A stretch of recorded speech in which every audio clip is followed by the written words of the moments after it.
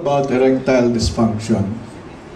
And medically or clinically, we define it as poor or insufficient erection or unmaintained erection. In the first case, you never make it to first base. In the second case, you can make it to first base, but you can never make the home run. So pareho ho yun, it leads to a lot of dissatisfaction. In fact, I have known patients who were crying in front of me, telling me that their wives had left them, purely because of this phenomenon.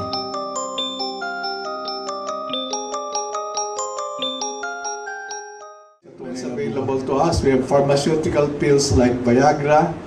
There's even an injection, instant yun, Pagkasaksak ng injection, nakatayo siya agad. Hormones, surgery, and herbal pills. Tayo po, ngayong kaaga, sasabihin ko, nandito po tayo sa dulo. Okay? Now, let's talk about testosterone. Testosterone is responsible for the growth of facial and body hair. It supports collagen, kaya ho magaganda ang mga kutis ng mga lalaki. Male sex organs, it improves sperm production, prostate growth, and erectile function. Siyempre, nakakalimutan natin ito, nakakalimutan natin yan, pero ito hindi natin makaligtaan. But for muscle, we have muscle mass and strength. No? The brain, it gives you sex drive, positive feelings, aids cognition. Ibig sabihin, nakakatulong yan sa pag-iisip, pagpaplano, at paggawa ng kung ano-anong bagay nakasama sa trabaho, and memory. Kaya yung mga nauulian na dyan, that may be the early sign that you are already having testosterone decline. And bone marrow, red cell production, bone density maintenance. Yun kung mababa na ang testosterone, madali kong magkaroon. Drawing na ito, ang pinapakita dito ay ang relasyon ng ating utak sa ating itlog. To be precise. So, ayan yung testis, no? Yung itlog. Ha? Galing sa utak natin, meron tayong mga hormones na ibinababa. Na nagsasabi dun sa testicles natin, una, maglabas ka ng testosterone. Ikalawa, padamihin mo ang iyong similya. Pag lumabas o yung testosterone, tutubo ang buhok ninyo, although makakalbo kayo. Okay? Ngayon, testosterone nagbibigay ng tinatawag na negative feedback. Pag nagbigay ho yan ng negative feedback, sasabihin sa utak, oy, wag ka na maglabas nitong tinatawag na GnRH at saka gonadotropin at saka ACTH. Kasi sobra na ang ating testosterone or androgen. Pareho lang ho yung testosterone, androgen.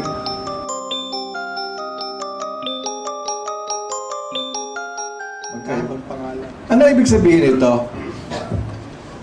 Pwede ho ang mababa ang testosterone ay uminom ng testosterone pills.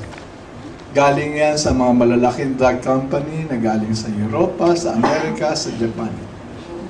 Ang problema po doon is that lalalason ng kanilang liver. Kasi yung testosterone po dumadaan ngayon.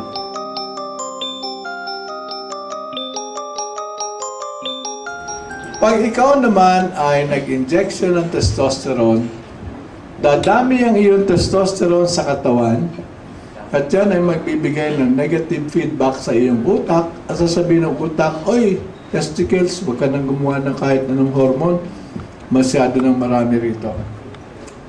And the side effect of that is the testicles will shrink.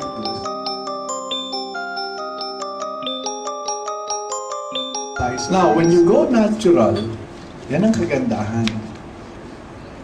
Natural does not have this kind of effect. It doesn't have this kind of feedback. Natural can also stimulate this para bigay siya ng signal, oy, gawa ka ng gawa ng testosterone. Yan ang nagagawa ng natural na hindi nagagawa ng gamot. No? So that means na it tells your body, oy, gumawa ka ng ganito, kailangan mo ito. In other words, you are setting back the clock. So, yung tao, eventually, hindi lang gaganda ang kanyang sexual performance. Lalaki pa ang katawan niya, titindi ang muscle niya, lalakas ang kanyang katawan, at makakapag-isip na naman siya ng parang bata. Are there studies to show this? Meron na po, ginawa na nila. In fact, that's the reason why ngayon, ang labanan, alin ang gagamit.